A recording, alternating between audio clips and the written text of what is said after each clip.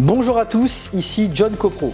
Dans cette vidéo, je vais vous parler de mitoyenneté en copropriété. Allez, c'est parti, juste après ça.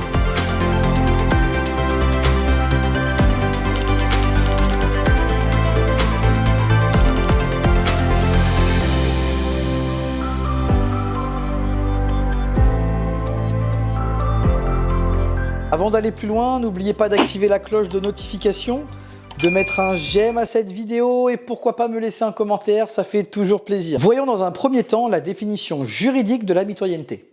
Elle peut s'apprécier comme étant un droit de propriété exercé sur un mur ou une clôture édifié en ligne séparative de deux fonds voisins.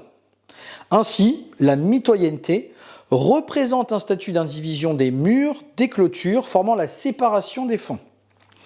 D'après le Code civil, dans son article 653, tout mur servant de séparation entre bâtiments ou entre cours et jardins est présumé mitoyen, sauf titre ou marque contraire. Pour connaître votre situation, je vous invite à consulter le site www.cadastre.gouv.fr, de rentrer votre adresse pour vous permettre d'obtenir des premières informations sur votre parcelle et celle de vos voisins. Donc là, voyons un exemple. On observe une ligne séparative entre deux terrains et nous avons, dans ce premier cas, un seul trait d'un côté.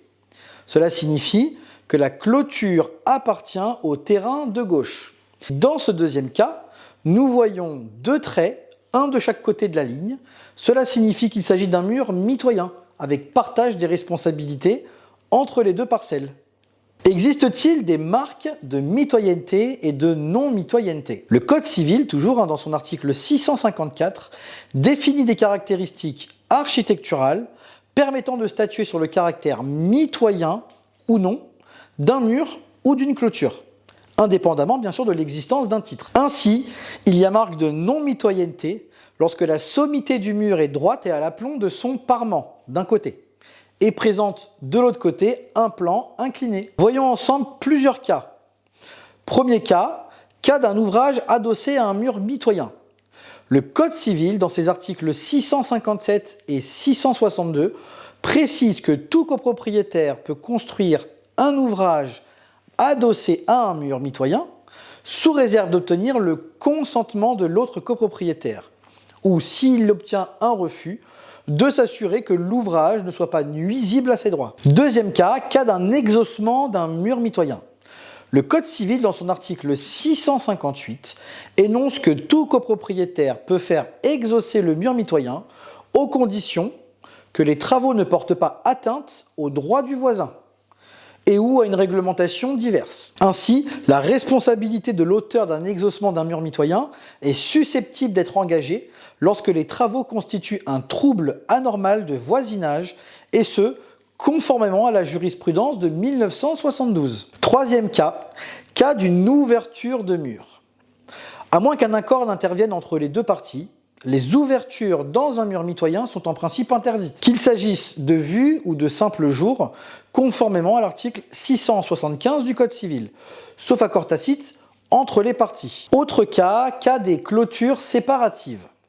Selon l'article 666 du Code civil, à défaut de preuves contraires, toute clôture édifiée en limite séparative de deux propriétés privées est réputée mitoyenne.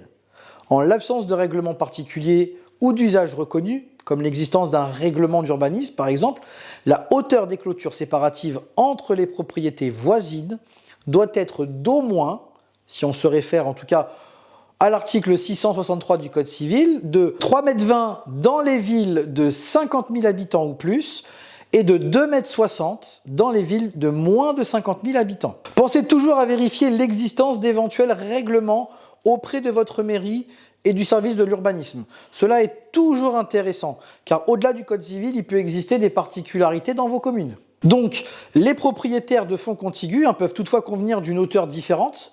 La clôture du terrain ne doit en aucun cas porter atteinte au droit de passage et à l'écoulement naturel des eaux naturelles. Et en plus, elle ne doit en aucun cas constituer un abus de droit ayant pour effet de créer un préjudice intentionnel. Voilà pour les murs. Maintenant, voyons la question des végétaux. En l'absence de règlement particulier, le Code civil impose une distance minimale entre les plantations et la ligne séparative du fond.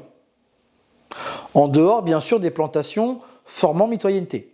Ainsi, l'article 671 du Code civil impose certaines distances. Donc, une première distance de 2 mètres doit être respectée entre la ligne séparative et une plantation de plus de 2 mètres de hauteur. Une distance de 0,5 mètres doit être respectée entre la ligne séparative et une plantation d'une hauteur inférieure ou égale à 2 mètres. Aussi, il est donc possible de procéder à des plantations en espalier de chaque côté du mur séparatif sans qu'il soit nécessaire de respecter les distances imposées par le Code civil. Et dans tous les cas, aucune branche ne doit dépasser sur la propriété voisine.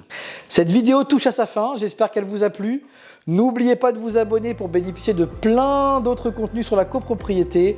Et quant à moi, je vous dis à très vite pour une prochaine vidéo.